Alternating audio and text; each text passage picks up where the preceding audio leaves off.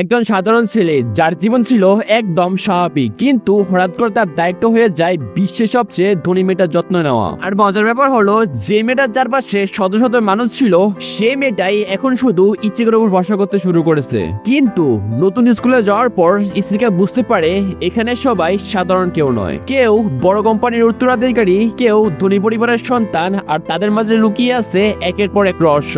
একদিকে হিনাকোর সাথে বাড়তে থাকা সম্পর্ক, অন্যদিকে নিজের পরিচয় লুকিয়ে রাখার চাপ। তাহলে কি ইচিকা তার আসল পরিচয় গোপন রাখতে পারবে, নাকি এই নতুন স্কুলে তার সব রহস্য ফাঁস হয়ে যাবে? তো চলুন দেরি না করে শুরু করা যাক আজকের রোমান্টিক গল্পটাকে।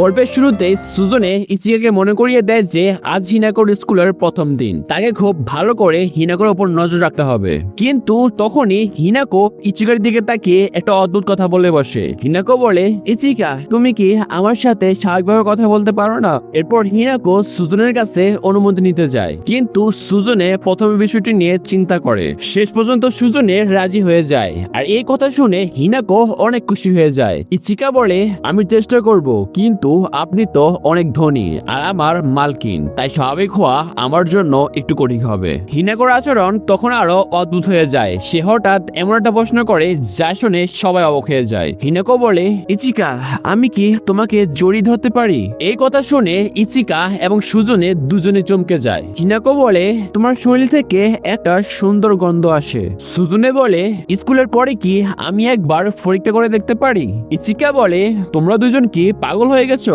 অবশেষে তারা স্কুলের সামনে এসে পৌঁছে যায়। সুজনে বলে, তোমাদের দুজনের দিনটা ভালো কাটুক। এরপর ইচিকা ও হিনাকো স্কুলের দিকে হাঁটতে শুরু করে, কিন্তু ইচিকার মাথায় তখনও একটাই চিন্তা। ইচিকা তখন নিজের কাজের কথাগুলো মনে করে, কারণ এই কাজের জন্য সে প্রতিদিন 20,000 ইয়েন পাচ্ছে। কিন্তু শুধু টাকা নয়, তাকে এই স্কুলে হিনাকোর চরিত্র এবং নিরাপত্তা রক্ষা করতে হবে। আর এখান থেকে ইচিকার নতুন জীবনের আসল পরীক্ষা শুরু হয়। কিন্তু এরপর যা ঘটতে চলেছে সেটা কেউ কল্পনাও করেনি। এরপর ইচিকা ক্লাসরুমে যায় এবং নিজের পরিচয় দেয়। শিক্ষক বলেন, ঠিক আছে, এখন তুমি নিজের সিটে গিয়ে বসো। ইচিকা নিজের জায়গায় গিয়ে বসে পড়ে, কিন্তু তার চোখ তখনও পুরো ক্লাসের পরিবেশ লক্ষ্য করছিল। অন্যদিকে হিনাকোকে ঘিরে অনেক মেয়ে জড়ো হয়েছে, আর হিনাকো খুব সুন্দরভাবে সবার সাথে কথা বলছিল। এই দৃশ্য দেখে ইচিকার মন ভালো হয়ে যায়, কারণ সে বুঝতে পারে হিনাকো মানুষের সাথে মানিয়ে নিতে পারে। কিন্তু হঠাৎই একজন ছেলে ইচিকার কাছে আসে, তার নাম কাজুয়া। এই, তুমি তো আমার সাথে কথা বলার চেষ্টাও করনি, এখন তোমাকে তোমার জায়গা বুঝিয়ে দেব। এই কথা শুনে ইচিকা একটু ভয় পেয়ে যায়। সে বুঝতে পারে না ছেলেটা সত্যি রেগে আছে নাকি মজা করছে। ঠিক তখনই একটি মেয়ে এসে সেখানে দাঁড়ায়। সে কাজুয়াকে থামানোর চেষ্টা করে। মেয়েটির নাম আশাহি। আর তখনই ইচিকা বুঝতে পারে কাজুয়া আসলে মজা করছিল। কাজুয়া এসে বলে, আরে আমি তো শুধু মজা করছিলাম, তোমার যদি কোনো প্রশ্নের সমস্যা হয় তাহলে চিন্তা করো না, কিছুক্ষণ পর সব বুঝতে পারবে। আশাহি এরপর ইচিকাকে এই স্কুল সম্পর্কে কিছু গুরুত্বপূর্ণ তথ্য জানায়। এই স্কুলে সাধারণ পরিবারের মানুষ খুব কম আসে। সে জানায় বেশিরভাগ ছাত্রছাত্রী হয় অনেক ধনী পরিবারের সন্তান, নয়তো তাদের পরিবারের নিজস্ব ব্যবসা রয়েছে। তোমারই নিশ্চয়ই এমন কোনো ব্যাকগ্রাউন্ড আছে, তাই না? এই প্রশ্ন শুনে ইচিকার মনে সুজনের কথা মনে পড়ে যায়। সুজনে তাকে আগে থেকে সবকিছু বুঝিয়ে দিয়েছিল। সুজনে বলেছিল তাকে ভালো শব্দ ব্যবহার করতে হবে। এছাড়াও ইচিকার বাবার ব্যাপারে একটা মিথ্যা গল্প তৈরি করা হয়েছিল। ইচিকা বলে, আমার বাবা একটি ছোট আইডি কোম্পানি চালান। সে আরো বলে যে নতুন জায়গায় আসার কারণে তার কিছুটা সমস্যা হচ্ছে। কাজুয়া বলে, যদি কোনো সাহায্য লাগে তাহলে আমাদের বলতে পারো, চাইলে আমরা একসাথে পড়াশোনা করতে পারি। এই কথা শুনে ইচিকার ভেতর থেকে অনেক খুশি হয়ে যায়। ইচিকা মনে মনে বলে, তোমরা সত্যি অনেক ভালো মানুষ। কাজুয়া বলে, আমরা তো একই ক্লাসের বন্ধু, এতটুকু সাহায্য তো করতেই পারি। কিছুক্ষণ পর কাজুয়া হঠাৎ একটি ব্যক্তিগত প্রশ্ন করে বসে। কাজুয়া বলে, আমি কি তোমাকে আর একটা প্রশ্ন করতে পারি? ইচিকা অবাক হয়ে তার দিকে তাকায়। কাজুয়া বলে, আসলে হিনাকোর সাথে তোমার সম্পর্কটা কি? ইচিকা বলে, তার পরিবার আর আমার পরিবার আগে থেকেই পরিচিত। সে আরো বলে, অনেক আগে থেকে হিনাকোর সাথে তার পরিচয় ছিল, তাই একসাথে স্কুলে আসার সিদ্ধান্ত নেওয়া হয়েছে। তোমাদের মধ্যে অন্যরকম কোনো সম্পর্ক নেই তো? ইচিকা বলে, কি বলছো? এমন কিছুই না। কাজুয়া বলে, সবটুকু আসলে মজা ছিল। এদিকে হিনাকো কোথাও যাচ্ছে, ইচিকা তাকে অনুসরণ করে। সাথে হিনাকো ইতিমধ্যেই অপেক্ষা করছিল। তুমি আমার সঙ্গে স্বাভাবিকভাবে কথা বলো। তারপর দুজনে সেখানে দুপুরে খাবার খেতে বসে। জায়গাটা অসাধারণ। কেউ আসার সম্ভাবনা নেই। ইচিকা খাবার দেখে অবাক হয়ে যায়। এত সুন্দর খাবার আমি জীবনও দেখিনি। হিনাকো জানায় তার কিছু সবজি পছন্দ নয়। ইচিকা জানতে চায় কোন সবজিটি। হিনাকো প্রায় সব সবজির নাম বলে ফেলে। তুমি তো সব সবজির নামই বললে, তাহলে আমি কি করতে পারি? হিনাকো বলে তোমার আমাকে খাইয়ে দিতে হবে। ইচিকা লজ্জা পেয়ে তাকে খাওয়ায়। তারপর হিনাকো বলে এবার আমার প্রতিদান দিতে হবে। সে ইচিকাকে অমলেট খাওয়ায়। ইচিকা এত সুস্বাদু অমলেট কখনো খায়নি। হিনাকো বলে আমি চাই না তুমি আমার জন্য বিরক্ত হও। ইচিকা জিজ্ঞাসা করে তোমার আগের কেয়ারটেকার কতদিন টিকেছিল? প্রায় 2 সপ্তাহ, সবচেয়ে বেশি একজন 1 মাস টিকেছিল। ইচিকা ভাবে এত সুবিধা অন্য কোনো চাকরিতে পাওয়া যাবে না। ভালো খাবার, থাকার জায়গা, দৈনিক 20,000 ইয়েন, স্কুলে ভর্তি, তবুও মনে ভয় কাজ করে। তুমি আমার সম্পর্কে কি ভাবো? ইচিকা কিছুই বুঝতে পারে না। তুমি কি নিজের চেয়ে উঁচু স্তরের মেয়েকে বিয়ে করতে পারবে না? মানে আমার সঙ্গে?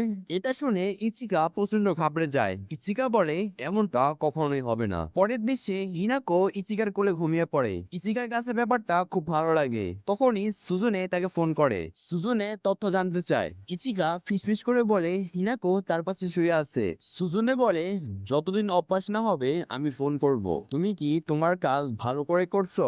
হ্যাঁ, খুব ভালো করে। সে জানায় ক্লাসে আশাহি আর কাজুয়ার সঙ্গে কথা হয়েছে। সুজনে আশাহি সম্পর্কে তথ্য চেক করে। সে জানায় আশাহির পরিবারের কোম্পানি জেএস ইলেকট্রনিক্স বিশ্বের শীর্ষে 5 ইলেকট্রনিক কোম্পানির একটি। ইচিকা ভাবে সে তো একেবারে রাজকন্যা। এরপর কাজুয়ার পরিচয় আছে। তার বাবার বিশাল ভবন কোম্পানি আছে। ইচিকা নিজেকে প্রশ্ন করে আমি আসলে এই স্কুলে কি করছি? কিন্তু আসল চমক তো এখনো বাকি। পরের দৃশ্যে হিনাকো বোর্ডে প্রশ্ন সমাধান করছে। শিক্ষিকা তার খুব প্রশংসা করে। ইচিকা হিনাকোর দিকে তাকিয়ে ভাবে সে সত্যি অসাধারণ। ঠিক তখনই আবারও সুজনের ফোন আসে। সুজনে বলে আমার মনে হচ্ছে হিনাকোর ব্যাগ কোথাও পড়ে গেছে। এটা স্কুলের পশ্চিম দিকে লোকেশন দেখাচ্ছে। ইচিকা ভাবে হয়তো ওয়াশরুমের কাছে পড়েছে। সে ওয়াশরুমের দিকে যায়, কিন্তু মেয়েদের ওয়াশরুমে তো ঢুকতে পারবে না। এমন সময় একটি মেয়ে আসে। আপনার কি কোনো সমস্যা আছে? সে নিজের পরিচয় দেয় তনুজি মিরাই, তনুজি গ্রুপের চেয়ারম্যানের একমাত্র মেয়ে। মেয়েটি সত্যি খুব সুন্দর, তাতে কোনো সন্দেহ নেই। ইচিকা অদ্ভুত প্রতিক্রিয়া দেখায়। মীরা বলে আপনি অদ্ভুত আচরণ করছেন কেন? নিশ্চয়ই আমার কোম্পানির কথা জানেন। ইচিকা বলে মাফ করবেন, আমি জানি না। মীরা ভীষণ রেগে যায়। সে বলে খনন ক্ষেত্রে তারাই প্রথম নাম করেছিল। আমরা কোনোহারা গ্রুপকে খুব শীঘ্রই পেছনে ফেলে দেব। আপনি কোনোহারা গ্রুপকে চিনেন? হ্যাঁ, ভালো করে চিনি। এটা শুনে মীরা আরো বেশি রেগে যায়, কিন্তু পরে সে মানিব্যাগটি এনে দেয়। মীরা জানতে চায় এই ব্যাগ পরে থাকার কারণ আপনি কিভাবে জানেন? ইচিকা সাবধানে উত্তর দেয় যার ব্যাগ সে আমাকে সাহায্য চেয়েছিল। সেভাবে হিনাকোর নাম না বলাই ভালো। মীরা তীক্ষ্ণ দৃষ্টিতে তাকায়। মীরা বলে আপনি তো কারো নকরের মতো অভিনয় করছেন। এমন আচরণ শুধু রাজনীতিবিদরা করে, এতে আপনার কোম্পানি বাড়বে না। ইচিকা ক্ষমা চায়। নিজের বডি ঠিক করুন, এটা একটা পরামর্শ। ইচিকা তাড়াতাড়ি সোজা হয়ে দাঁড়ায়। তারপর মীরা স্টাইল করে সেখান থেকে চলে যায়। ইচিকা ভয় পেয়ে জিজ্ঞাসা করে এই স্কুলে কি রং করা কি নিষেধ নয়? মানে আপনি ভাবছেন আমার চুল নকল? ইচিকা তাড়াতাড়ি অস্বীকার করে। মীরা বলে আমি চুল ডাই করিনি। এই বলে সে দৌড়ে পালায়। ইচিকা অবাক হয়, হঠাৎ কি হলো? এখানে গল্প শেষ নয়। স্কুল শেষ হলে কাজুয়া আর আশাহি ইচিকাকে ওয়েলকাম পার্টিতে আমন্ত্রণ জানায়। ইচিকা বিনিময়ের সঙ্গে না করে দেয়, তাড়াতাড়ি বাড়ি যেতে হবে। তারা মেনে নেয়। প্রথম দিন তাড়াতাড়ি গেলে বাবা মা খুশি হবে। ইচিকা হিনাকোর কাছে যায়। সে তখন পুকুরে মাছদের খাওয়াচ্ছিল। ইচিকা বলে এখন আমাদের বাড়ি যেতে হবে, আমার এখানেই ভালো লাগছে, যাবো না। ইচিকা বারবার বলে বাড়িতে বিশ্রাম নেওয়া দরকার, কিন্তু হিনাকো বাচ্চাদের মতো জেদ করতে থাকে। তখন হঠাৎ ইচিকার ব্যাগের কথা মনে পড়ে। সুজুনে বলেছিল হিনাকো কথা না মানলে এই ব্যাগ ব্যবহার করবে। ব্যাগের ভেতরে থেকে চিপস বের হয়। হিনাকো চিপস থেকে উত্তেজিত হয়ে ওঠে। হিনাকো বলে আমাকে খেতে দাও, আমাকে খেতে দাও। ইচিকা বলে তবে আগে বাড়ি চলো। হিনাকো নিরুপায় হয়ে রাজি হয়। শেষ পর্যন্ত তারা বাড়ির পথে রওনা দেয়, তবে সাবধানে। ইচিকা কিছু দূর পায়ে হেঁটে যায়। পরে সুজুনে গাড়িতে তুলে নেয় যাতে কেউ সন্দেহ না করে। বাড়ি ফিরিয়ে ইচিকাকে অনেক পরীক্ষা দেওয়া হয়। ভালো কেয়ারটেকার হওয়ার প্রশিক্ষণ চলতে থাকে। কিন্তু জুডোতে সে এতটাই খারাপ করে যে লাস্টে সে ক্ষমা চায়। আগের যে তুমি উন্নত করছো। ইচিকা একই প্রশ্ন করে, হিনাকোর সবচেয়ে বেশি দিন টিকা কেয়ারটেকার 1 মাস ছিল কেন? সুজনে উত্তর দিতে শুরু করে, টেগিন নামের একজন সব কেয়ারটেকার খুঁজতো।